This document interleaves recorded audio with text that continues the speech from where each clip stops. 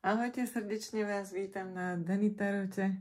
Máme tu takú zaujímavú úlohu pred sebou, pretože vyšiel nám hneď na začiatku jeden pár a tentokrát je to pár vzdušného znamenia, ktoré predstavuje väčšinou vzdušné znamenie, pravdu, spravodlivosť. Takže je to kráľovna mečov a kráľ mečov. O takomto konkrétnom vzťahu, ktorý môže byť medzi dvomi ľuďmi. Proste je to partnerský vzťah alebo akýkoľvek iný vzťah, ktorý k sebe patrí. Ideme teraz rozhodovať, my teda nie, ale niektorí z vás určite, koho sa to bude týkať, že či to stojí za to, čo nám tento vzťah prinesie, o čom to je, o kom to je. Áno, takže ideme si pozrieť takýto nejaký príbeh vzťahu, ktorý je založený na pravde. Dosť mi to príde, že je to o niekom, kto sa rozviedol a skúša nový vzťah. Dobre, takže niekto takýto na začiatku, aby ste sa vedeli v tom trošku zorientovať a nájsť. No. S čím prišla ženská energia do tohto vzťahu? Prišla s tým, tá minulosť tej ženskej energie je trošku taká, ako ten muž si môže povedať, že je tu veľmi veľa správ, veľmi veľa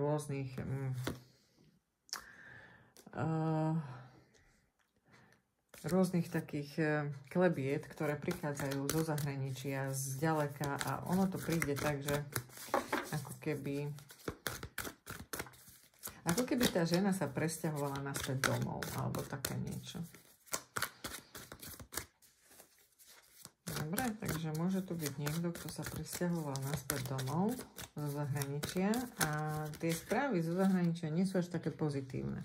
Ale ten muž to nemá možnosť akýmsi spôsobom overiť. S čím prichádza s minulosťou, minulosť toho muža je veľmi smutná, pretože on prichádza z prostredia, keď sa veľmi ľutoval, keď mu niečo veľmi nevyšlo a musel sa postaviť skoro ako keby z ničoho a znovu si užiť ten svoj vlastný pocit úspechu, ale úplne sám. A s veľmi tvrdou robotou a tvrdým prístupom k sebe a veľmi prísnym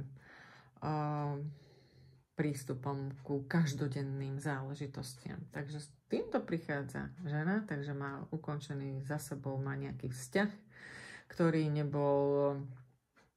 nemusel byť vôbec manželstvom, mohlo to byť niekde v zahraničí a teraz prichádza domov a je tu muž, ktorý má veľmi veľa ťažkého, nevyspatého obdobia za sebou už, áno. Takže sú tu prebdelé noci, ale je tu chuť znovu žiť, ako keby si spravil nejaký buď rekvalifikačný kurz, alebo nejakú úplne inú prácu, alebo nejaké skúšky, na základe ktorých sa posunul na novú úroveň. Niečo také mi sem tiež ide. Dobre, my si pozreli sme si, že čo je minulosť týchto dvoch ľudí. Pozrieme sa, že čo je to, čo budú riešiť v tomto vzťahu. Čo je to, čo budete riešiť v tomto vzťahu? No, okrem lásky, hej.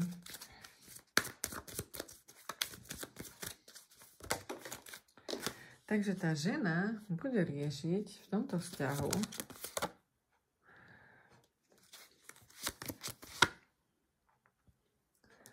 nápravu svojich rodinných pút. Mne to príde, že tá žena naozaj tým, že odišla do zahraničia alebo sa nejak odpútala od toho svojho bežného prostredia, tak sa jej tu posunuli a ako keby rozsypali aj iné väzby. A tie väzby teraz bude mať možnosť, keď vstúpiš do tohto vzťahu, alebo keď sa tento vzťah s týmto mužom bude rozvíjať naďalej, budeš mať možnosť tieto svoje väzby s rodinou zmeniť na veľmi pozitívne. To znamená, že rozvíjať ich, prehlbovať. Tá mužská strana to bude mať za úlohu v tomto vzťahu. Naučiť sa skutočne milovať a dokončiť každú jednu vec, ktorú začal. Zobrať si vždy svoju upriamenú pozornosť presne na to, na čo potrebuje. Takže toto je veľmi dôležitá zmena toho nastavenia, rozmýšľania tej mužskej strany, pretože nebude sa sústreďovať už sám na seba a na svoje veľké úspechy, ale práve naopak bude sa sústreďovať na to, že bude vnímať, že on je schopný takéhoto veľkého citu, pretože ten král mečov a táto karta, to sú dve veľmi rozdielne. Vidíš, tá karta je v akých teplých energiách, kým ten král mečov je v energiách veľmi chladných a studených.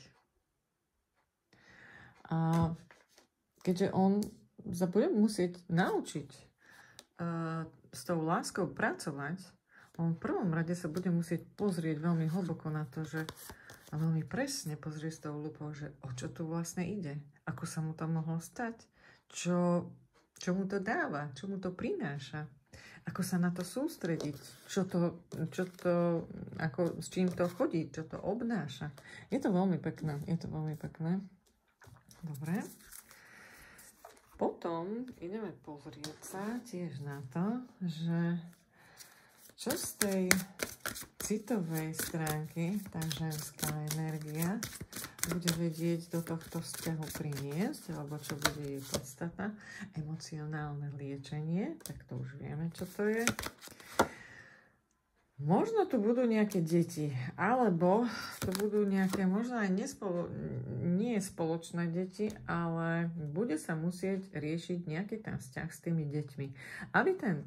Deti ti vždy dávajú veľmi peknú odozvu, alebo veľmi pekné zrkadlo na to, aký ten vzťah v skutočnosti je. Keď ten vzťah bude s tým mužom úplne krásny a tie deti budú vidieť, že ty si šťastná, tak mi ver, že to emocionálne liečenie aj medzi tebou a tými deťmi absolútne prirodzene a harmonicky nastane. Takže je tu možné, že tu boli predtým nejaké horšie vzťahy. A už to tu vyšlo druhýkrát s tou rodinou, takže je možné, že žena tu mala nejaké zlé vzťahy s nejakými svojimi vlastnými deťmi, mne to príde. Alebo s dieťaťom. No, na druhej strane je tu tiež dcera. Vyjadrujte svoju individualitu a nové zamestnanie. No, čo to bude mať z citového hľadiska veľmi ťažké, to je muž. A tá mužská osoba v tomto vzťahu je pustiť svoju vlastnú dceru. No, je tu vyslovene karta dcery, takže nebudeme si to pretáčať a vytáčať sa z toho. Vyslovene pustiť ruku svojej vlastnej dcery, ktorá ako keby vyletí z hniezda alebo vyletí z toho jeho majetníckeho toho kolesa, áno, alebo toho jeho dosahu, tak poviem. Takže tuto sú veľmi vážne úlohy pre obidve strany. Toto nie sú také úlohy, čo je na jeden deň alebo na 2 dni, že? Pozrieme sa ešte na to, čo všeobecne je spoločná energia tohto vzťahu na nejaké, dajme si 1-2 mesiace.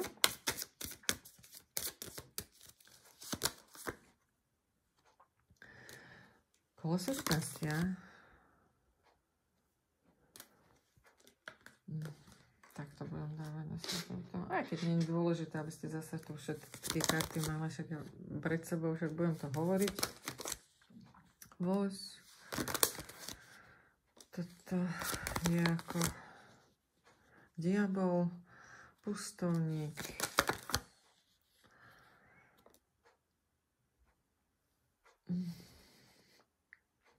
Veľkňažka. Smrť. znovu zrodení. Karta sveta. Karta milencov. Hviezdy. Cisárovnej a cisára. No, aká dlhá cesta je? Kým sa dostanete na tieto dve pozície? Pozrieme sa. Takže, ako sme hovorili, je to vzťah, ktorý je založený na veľmi hlbokých, morálnych, aj citových, takých pilieroch, ktoré nestarnú, ktoré nestracajú lesk, proste tie hodnoty tam vždy zostanú aj časom. Potom tu máme väžu. Tie hodnoty treba ako posunúť sa trošku ďalej. Trošku ďalej z toho, aby to nepadlo do nejakých... Jeden chce od niekoho niečo také, čo ten druhý nevie posunúť, alebo nevie podať, nevie ti to nejakým spôsobom dať na dlani, hej? Tuto tá dámska energia sa musí samozrejme vymaniť z toho, aby bola v jednom kuse sama, aby bola zatvorená a uľútostená.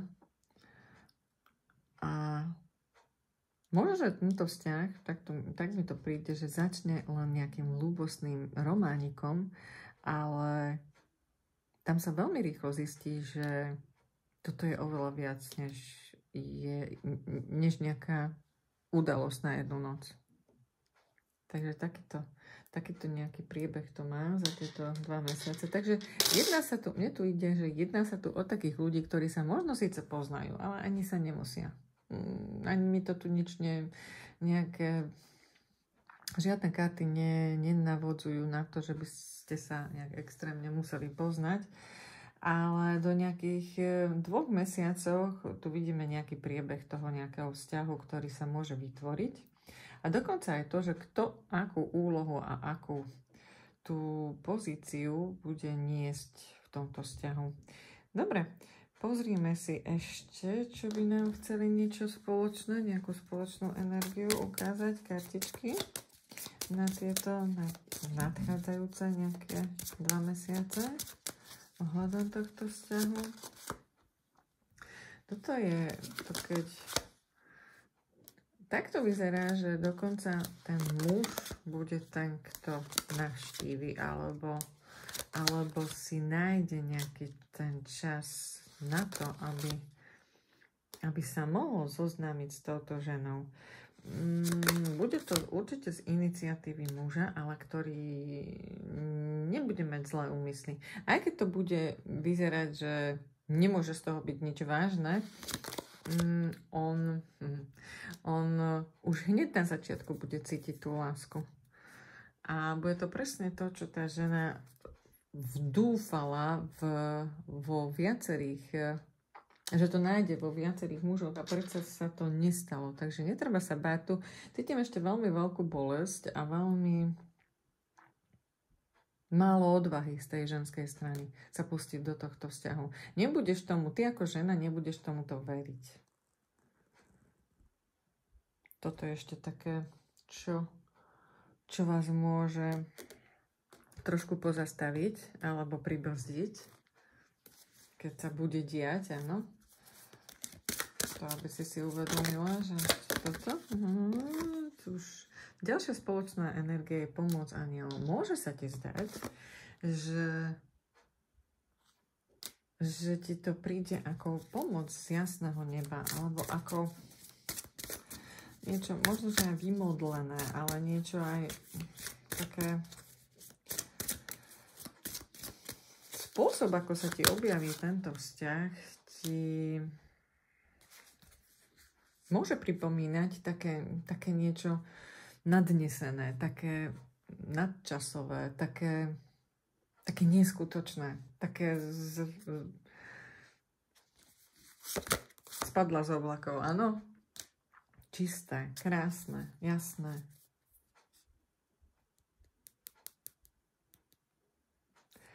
Dobre, ešte dajme tomu nejakú poslednú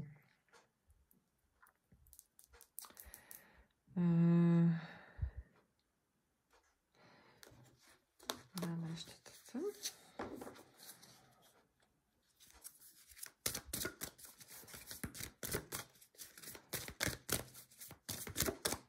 Dáme po tých 2 mesiacoch, kde bude stáť tento vzťah, kde sa bude nachádzať.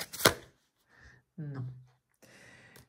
Takže, keďže je tu karta odejdete, opusťte nezdravou situácii a radujte sa z nových možností, ktoré sa vám v dôsledku toho otevřou. Tak samozrejme, môže to mať 2 línie. Že dáte tomu šancu a nevíde to, ale môže to mať aj takú líniu, že konečne odídete z toho, čo ste doteraz žili, z toho doterajšieho vášho života a otvoríte sa novým možnostiam, ktoré tento vzťah ponúka. A ja toto skôr vidím, že vy sa otvoríte novým možnostiam, ktorý tento vzťah ponúka. Ešte by sme si mohli pozrieť aj to, že zhruba kedy sa to možno... Pozrieme si, kedy to môžete očakávať. No. Toto zvyknú byť aspoň, no. Nech to vecam voľný prúbeh je zrejme, keď netreba na nič tlačiť, to je v poriadku, ale my sme zvedaví, že kedy, tuto mi príde taká jar, no, toto je už také konkrétnejšie. Každému, keď bude mať oslavu nejakých svojich veľmi dôležitých narodení, môžu byť tvoje, môžu byť aj tvojho dieťaťa, môžu byť niekoho, kto ti je veľmi dôležitý, alebo nejaká taká udalosť, ktorá je tesne teraz pred tebou. Takže toto je zhruba, aby som vedela udať tomu nejaký časový rámec, kedy sa to stane a ako to bude. No a keďže to už bude na tebe, či odídeš konečne zo svojej ulity, kde si sa cítila sama a smutná a možno nejak nedocenená rôznymi takými klebetami obkolesená, ako to vyšlo z minulosti, a začneš konečne dávať šancu novým svojim možnostiam životným, ktoré sa ti otvárajú. Takže netreba na to zabúdať, že nie každý je ťažké sa po sklamaní, po vážnom sklamaní a po nejakých takých, že sťahovať sa zo zahraničia domov, naspäť a tak ďalej. To znamená, že veľmi vážne veci nevyšli. Ale treba si dať trošku odpočinok a vždy treba mať šancu. A treba vidieť šancu na nový začiatok. Pretože tam vtedy, keď to raz dáš, že už také není, tak v podstate si vzdal celý svoj život a tak sa žiť nedá, hej? Potom všetko stráca zmysel a nič nie je dosť dobré. Takže treba po istom čase dať aj sebe, aj inému šancu. Tak, ak ste si to dopozerali až sem, tak ja sa veľmi teším s vami a teším sa s vami na ďalšie video. Ahojte!